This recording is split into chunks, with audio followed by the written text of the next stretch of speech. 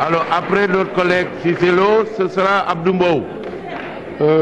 Merci, Monsieur le Président. Monsieur le Président de l'Assemblée, Monsieur le Premier ministre, Mesdames, Messieurs les membres du gouvernement, mes chers collègues.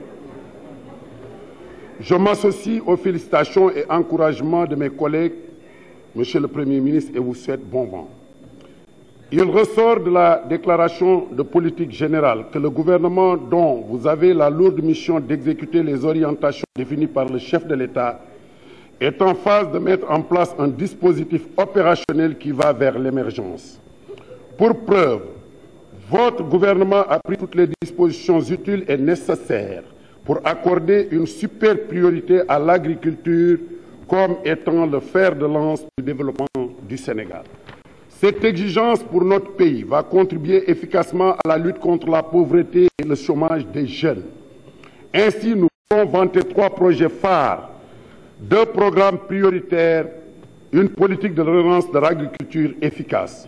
Projet d'environnement hydro-agricole, 6 milliards, projet d'irrigation et de gestion des ressources en eau pour 21 milliards 548 millions, projet d'aménagement de 1000 hectares des bas-fonds pour 1,5 milliard, programme prioritaire, un programme de réalisation des corridors de céréales pour 20 milliards, un programme d'équipement rural pour 16 milliards dont 12 seront financés grâce à la coopération brésilienne, le financement de la restructuration de la filière arachide pour 12 milliards, la mise en place de projets d'agrégation sur les filières arachides pour 12 milliards, la mise en œuvre de projets d'agrégation sur les filières à haute valeur ajoutée pour 3 milliards.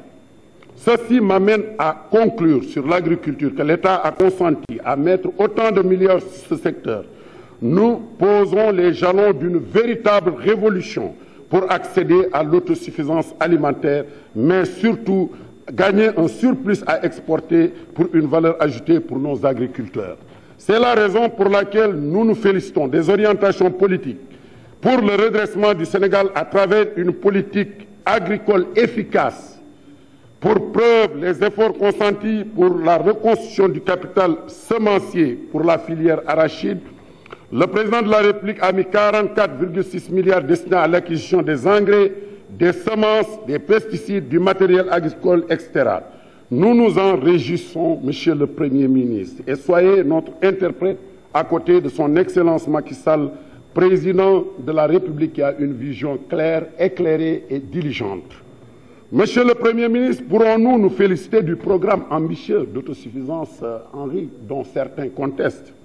Si nous devons espérer que l'autosuffisance en riz en 2007 est réalisable, c'est grâce aux moyens humains et matériels qui accompagnent le projet du gouvernement sur la vision éclairée du président Macky Sall. Cette vision et ce programme vont certes être exécutés grâce à la compétence et l'engagement de tous les cadres du ministère de l'Agriculture qui connaissent bien le secteur. Le ministre de l'Agriculture en est un. Il est dans son jardin. C'est un homme du sérail qui s'intègre facilement dans ce milieu.